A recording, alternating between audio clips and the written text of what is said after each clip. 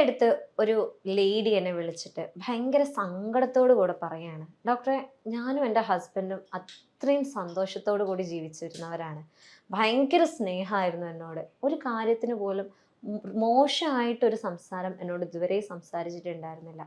പക്ഷെ ഈ ഒരു അടുത്ത കാലത്ത് എന്താണെന്ന് അറിയില്ല, ഞങ്ങൾക്ക് തമ്മിൽ ഭയങ്കരമായിട്ടുള്ള ഒരു അകൽച്ച വന്നിട്ടുണ്ട്. എന്തിനും ഏതിനും പുള്ളി ഭയങ്കരമായിട്ട് ഷൗട്ട് ചെയ്യാണ്, ഭയങ്കര ദേഷ്യമാണ്. ഞാൻ ഒരിക്കലും പ്രതീക്ഷിക്കാത്തത് പോലെയുള്ള പെരുമാറ്റങ്ങളാണ് പുള്ളിയുടെ അടുത്ത് നിന്നുള്ളത്. എന്നോടൊരു സ്നേഹമില്ലാത്തത് പോലെയാണ്. ആള് രാവിലെ പോയി കഴിഞ്ഞാൽ രാത്രിയേ വരുന്നുള്ളൂ. ഞാനൊക്കെ ഉറങ്ങി കഴിഞ്ഞതിന് ശേഷമൊക്കെയാണ് വരുന്നത്. ഞങ്ങൾ തമ്മിൽ കാണാറ് പോലുമില്ല. പറയുമ്പോൾ പുള്ളി വിദേശത്തുള്ള ആളാണ്.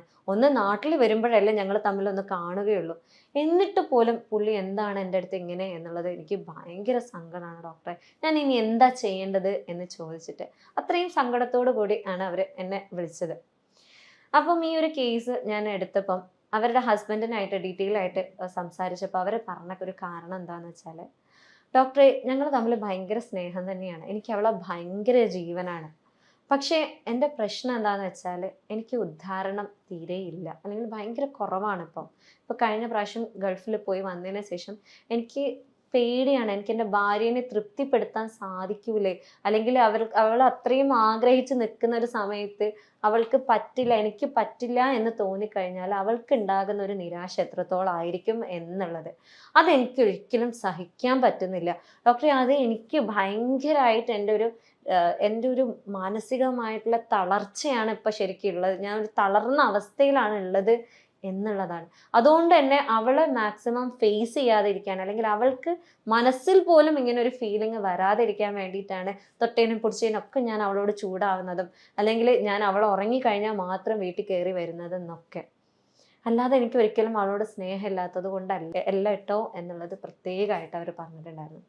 അപ്പോൾ എന്താ ചുരുക്കി പറയുകയാണെന്നുണ്ടെങ്കിൽ, എല്ലാ പുരുഷന്മാരും എപ്പോഴും ആഗ്രഹിക്കുന്ന ഒരു കാര്യം എന്ന് പറയുന്നത്, അല്ലെങ്കിൽ അവർ കല്യാണം കഴിക്കുന്നതിന് മുന്നേ, അല്ലെങ്കിൽ കല്യാണം കഴിച്ചാൽ ഞാൻ കെട്ടിക്കൊണ്ടുവരുന്ന സ്ത്രീയെ അല്ലെങ്കിൽ പെണ്ണിനെ മാക്സിമം എൻജോയ് ചെയ്യിപ്പിക്കണം, അല്ലെങ്കിൽ അവർക്ക് നല്ല ലൈംഗിക സംതൃപ്തി കൊടുത്താൽ മാത്രമാണ് എനിക്കും ആ ഒരു സംതൃപ്തി കിട്ടുകയുള്ളൂ എന്ന് ആഗ്രഹിക്കുന്ന ആളുകളാണ്. പക്ഷെ പലപ്പോഴും ഇത്തരത്തിലുള്ള പരാജയങ്ങൾ, അല്ലെങ്കിൽ ഇതിൽ ഒരു പരാജയം വരുന്നത് കൊണ്ട് തന്നെ അവരെന്ത് ചെയ്യും, അത് നേരെ അവരുടെ ആ ഒരു സെൽഫ് എസ്റ്റീമിനെ നേരെ തിരിച്ച് അത് വൈഫിന് മനസ്സിലാവാതിരിക്കാൻ വേണ്ടിയിട്ട് മാക്സിമം ചൂടായിട്ടും, അല്ലെങ്കിൽ അങ്ങനെ എന്തെങ്കിലുമൊക്കെ ചെയ്തിട്ട് ഇതൊരു എക്സാമ്പിൾ മാത്രമാണ്. ഇതിൻ്റെ എക്സ്ട്രീം ആയിട്ടുള്ള, അല്ലെങ്കിൽ പല രീതിയിലുള്ള അവരുടെ ആ ഒരു എക്സ്പ്രഷൻസ് ആണ് പൊതുവെ കണ്ടുവരാറുള്ളത്. അപ്പൊ എന്തുകൊണ്ടാണ് ഈ ധാരണക്കുറവ് ഉള്ളത്, അല്ലെങ്കിൽ ഉണ്ടാകുന്നത്, എന്തൊക്കെയാണ് ഇതിനെ പരിഹരിക്കാൻ പറ്റുന്നത്, ഇതിന് കഴിക്കാൻ പറ്റുന്ന ഭക്ഷണങ്ങൾ എന്തൊക്കെയാണ്, എന്തൊക്കെ ഭക്ഷണങ്ങൾ കഴിച്ചാലാണ് ഉദ്ധാരണക്കുറവ് ഉണ്ടാകുന്നത്, അല്ലെങ്കിൽ എന്തൊക്കെ ടിപ്സ് ആണ് ഇതിൽ യൂസ് ചെയ്യേണ്ടത് എന്നുള്ളതാണ് ഈ വീഡിയോയിൽ പറയാൻ ഞാൻ ആഗ്രഹിക്കുന്നത്. ഞാൻ doctor Hiba Abdul Majeed, doctor ബാസൽസ് homeo hospital, Pandikkad, Malappuram ജില്ല.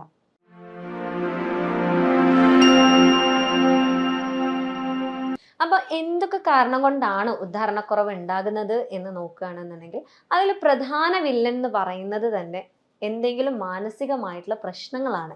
മാനസികമായിട്ടുള്ള പ്രശ്നങ്ങൾ എന്ന് പറയുമ്പോൾ മാനസിക രോഗമല്ല, പക്ഷെ അവർക്ക് എന്തെങ്കിലും സ്ട്രെസ്സുകൾ ഉണ്ട് എന്നുണ്ടെങ്കിൽ, അല്ലെങ്കിൽ വൈഫുമായിട്ടുള്ള ആ ഒരു റിലേഷൻഷിപ്പ് നോർമൽ അല്ല, എന്തെങ്കിലും ബുദ്ധിമുട്ടുകളുണ്ട്, എന്തെങ്കിലും ഫൈറ്റ്സ് ഉണ്ട് അവർ തമ്മിൽ, എന്തെങ്കിലും വാക്ക് തർക്കങ്ങൾ ഉണ്ടായിട്ടുണ്ട് എന്നുണ്ടെങ്കിൽ ഇതിനുള്ള ചാൻസസ് വളരെ കൂടുതലാണ്. പിന്നെ എന്ന് പറയുന്നത്, അവർക്ക് വർക്ക് റിലേറ്റഡ് ആയിട്ടുള്ള, അതായത് വർക്ക് ഫ്രം ഹോം ഉള്ള ആൾക്കാരാണ്, അല്ലെങ്കിൽ വർക്കിലുള്ള സ്ട്രെസ്സും വീട്ടിലേക്ക് കൊണ്ടുവരുന്ന ഒരാളാണ് എന്നുണ്ടെങ്കിൽ ഈ പറഞ്ഞ പോലെയുള്ള പ്രശ്നങ്ങൾ സ്ഥിരമായിട്ട് കാണാറുണ്ട്. മറ്റൊരു വില്ലൻ എന്ന് പറയുന്നത് ഷുഗറാണ്, ഡയബറ്റിസ്. ഇങ്ങനെയുള്ള ആളുകൾക്ക് എന്താന്ന് വെച്ചാൽ, അവരുടെ ആ ഒരു അവയവത്തിലേക്ക്, ലൈംഗിക അവയവത്തിലേക്കുള്ള ബ്ലഡ് ഫ്ലോ കുറയുകയും ഈ ഉദ്ധാരണം കുറയുകയും ചെയ്യാനുള്ള ചാൻസസ് വളരെ കൂടുതലാണ്. മറ്റൊന്ന് പറയുകയാണെന്നുണ്ടെങ്കിൽ യൂറിക് ആസിഡ്, അതേപോലെ ഹൈ കൊളസ്ട്രോൾ ഉള്ള ആളുകൾ, അത്തിറോസ്ക്ലിറോസിസ് എന്ന് പറയുന്ന, അതായത് ഞരമ്പുകളിലെല്ലാം ബ്ലോക്ക് ഉള്ള ആളുകളാണ് എന്നുണ്ടെങ്കിൽ ഈ പറഞ്ഞ പോലെയുള്ള പ്രശ്നങ്ങൾ ഉണ്ടാവാനുള്ള ചാൻസസ് വളരെ കൂടുതലാണ്. കാരണം എന്താണെന്ന് വെച്ചാൽ, ഈ ഒരു അവയവം വർക്ക് ചെയ്യുന്നത് തന്നെ അങ്ങോട്ടേക്കുള്ള കറക്റ്റ് ആയിട്ടുള്ള ബ്ലഡ് ഫ്ലോ ഉണ്ടെങ്കിൽ മാത്രമാണ് കറക്റ്റ് ആയിട്ടുള്ള ഉദ്ധാരണം ഉണ്ടാവുകയുള്ളൂ. ചില ആളുകൾ പറയാറുണ്ട്, ഡോക്ടറെ, എനിക്ക് ചുങ്ങി പോവുകയാണ്, എനിക്ക് വലുതാവാൻ എന്തെങ്കിലും മരുന്ന് തരുമോ എന്നുള്ളത്. അത് ശരിക്കും പറഞ്ഞാൽ അവർക്ക് കറക്റ്റ് ആയിട്ടുള്ള ഉദാഹരണം ഇല്ലാത്തത് കൊണ്ടാണ് അവർക്ക് അങ്ങനെ ഒരു ഫീലിംഗ് വരുന്നത് തന്നെ. മറ്റൊരു പ്രധാന കാരണം എന്ന് പറയുന്നത്, നിങ്ങൾ പുക വലിക്കുന്ന ഒരാളാണ്, അല്ലെങ്കിൽ അതേപോലെ നിങ്ങൾ മദ്യപാനിയാണ് എന്നുണ്ടെങ്കിൽ ഇത്തരത്തിലുള്ള പ്രശ്നങ്ങൾ വരാനുള്ള സാധ്യതകളും വളരെ കൂടുതലാണ്. അതേപോലെ നിങ്ങൾക്ക് ലോ ടെസ്റ്റോസ്ട്രോൺ ഉള്ള ഒരാളാണ്, കറക്റ്റായിട്ട് ഉറങ്ങുന്നില്ലാത്ത ഒരാളാണ്, അല്ലെങ്കിൽ നിങ്ങൾ വൈകി ഉറങ്ങുന്ന ഒരാളാണ് എന്നുണ്ടെങ്കിലും ഇത്തരത്തിലുള്ള പ്രശ്നങ്ങൾ ഉണ്ടാവും. വൈകി ഉറങ്ങുന്ന ഒരാളിൽ എന്താണ് സംഭവിക്കുന്നതെന്ന് വെച്ചാൽ, ഈ ടെസ്റ്റോസ്ട്രോൺ എന്ന് പറയുന്ന മെയിൽ ഹോർമോൺ കുറയാനുള്ള അല്ലെങ്കിൽ ഉൽപാദനത്തിൽ ഒരുപാട് പ്രശ്നങ്ങൾ ഉണ്ടാവാനുള്ള ചാൻസസ് കൂടുതലായതുകൊണ്ട് തന്നെ ആണ് ഈ ഉദ്ധാരണക്കുറവ് ഉണ്ടാകുന്നത്. അതേപോലെ നിങ്ങൾക്ക് എന്തെങ്കിലും സ്പൈനൽ ഇഞ്ചുറി നടന്നിട്ടുള്ള ഒരാളാണ്, നിങ്ങൾ എന്തെങ്കിലും ഒരു ആക്സിഡൻറ്റിൽ പെട്ടിട്ട് നിങ്ങൾക്ക് ഒരു ഇഞ്ചുറി വന്ന ഒരാളാണെന്നുണ്ടെങ്കിലും അങ്ങോട്ടേക്കുള്ള നാഡീനരമ്പുകൾക്ക് എന്തെങ്കിലും ഇഷ്യൂസ് ഉണ്ട് എന്നുണ്ടെങ്കിൽ ഈ പറഞ്ഞ പോലെയുള്ള ഉദാഹരണക്കുറവ് ഉണ്ടാകാനുള്ള ചാൻസസും വളരെ കൂടുതലാണ്. അതേപോലെ നിങ്ങൾ അമിതവണ്ണമുള്ള ഒരാളാണെന്നുണ്ടെങ്കിലും ഈ ഉദാഹരണക്കുറവിനുള്ള ചാൻസസ് വളരെ കൂടുതലാണ്. ഇനി എന്തൊക്കെയാണ് ഉദാഹരണക്കുറവുള്ള ഒരാൾ കഴിക്കാൻ പാടില്ലാത്ത ഭക്ഷണങ്ങൾ, അല്ലെങ്കിൽ എന്തൊക്കെ ഭക്ഷണങ്ങളാണ് നിങ്ങൾക്ക് ഉദാഹരണക്കുറവ് ഉണ്ടാക്കുന്നത് എന്നുള്ളത് നമുക്ക് നോക്കാം. അതിൽ ആദ്യം പറയാനുള്ളത് നമ്മളുടെ ഫാസ്റ്റ് ഫുഡ്സ് തന്നെയാണ്. പ്രത്യേകിച്ച് ഓയിലി ആയിട്ടുള്ള, ഗ്രീസി ആയിട്ടുള്ള, അമിതമായിട്ടുള്ള എണ്ണയിൽ പൊരിച്ച ഭക്ഷണങ്ങളാണ് നിങ്ങൾ സ്ഥിരമായിട്ട് കഴിക്കുന്നതെന്നുണ്ടെങ്കിൽ ഈ പറഞ്ഞ പോലെ നിങ്ങൾക്ക് ഹൈ കൊളസ്ട്രോൾ ഉണ്ടാവാനുള്ള സാധ്യതകൾ കൂടുതലാണ്. ട്രൈഗ്ലിസറൈഡ്സ് ആയിട്ടുള്ള ഫാറ്റ്സ് ഒക്കെ നിങ്ങളുടെ ബോഡിയിൽ അവിടെ ഇവിടെയൊക്കെ തങ്ങി നിങ്ങളുടെ ബ്ലഡ് ഫ്ലോ കുറയ്ക്കാനുള്ള ചാൻസസ് വളരെ കൂടുതലാണ്. അതേപോലെ നിങ്ങൾ ഹൈ ഷുഗറി ആയിട്ടുള്ള ഒരു കണ്ടന്റ് ആണ് കഴിക്കുന്നതെന്നുണ്ടെങ്കിൽ ഈ ഷുഗർ നമ്മളുടെ ശരീരത്തിൽ ആവശ്യത്തിലേറെ ആയാൽ അത് ഫാറ്റ് ആയിട്ട് സ്റ്റോർ ചെയ്യുകയും സ്വാഭാവികമായിട്ടും നമ്മളുടെ നരമ്പുകളിലൂടെ അത് അവിടെ ഇവിടെയൊക്കെ കെട്ടിക്കിടക്കാനും ഈ രക്തയോട്ടം കുറയ്ക്കാനും ഒക്കെ അത് ചാൻസസ് വളരെ കൂടുതലാണ്. അതേപോലെ നിങ്ങൾ സ്ഥിരമായിട്ട് ഉപ്പ് കൂടുതലുള്ള ഭക്ഷണമാണ് കഴിക്കുന്നത്, അല്ലെങ്കിൽ നമ്മൾ സ്ഥിരമായിട്ട് കഴിക്കുന്ന നമ്മളെ കടയിൽ നിന്നൊക്കെ വാങ്ങുന്ന ലേസ് അല്ലെങ്കിൽ അങ്ങനത്തെ എന്താ പറയുക പാക്കറ്റഡ് ആയിട്ടുള്ള ചിപ്സ് അങ്ങനത്തെ സാധനങ്ങളൊക്കെ കഴിക്കുന്ന ഒരാളാണെന്നുണ്ടെങ്കിൽ സ്വാഭാവികമായിട്ടും നിങ്ങളുടെ BP കൂടാനും ഈ പറഞ്ഞ പോലെയുള്ള പ്രശ്നങ്ങൾ വരാനുള്ള ചാൻസസും വളരെ കൂടുതലാണ്. ഇനി ഇത്തരത്തിൽ പ്രശ്നമുള്ള ഒരാൾ എന്തൊക്കെയാണ് അപ്പോൾ കഴിക്കേണ്ടത് എന്ന ചോദ്യം വരും. അതിൽ മെയിനായിട്ട് നിങ്ങൾ ശ്രദ്ധിക്കേണ്ട ഒന്ന് എന്ന് പറയുന്നത് വിറ്റാമിൻ B3 റിച്ച് ആയിട്ടുള്ള ഭക്ഷണങ്ങൾ കഴിക്കുക എന്നുള്ളതാണ്.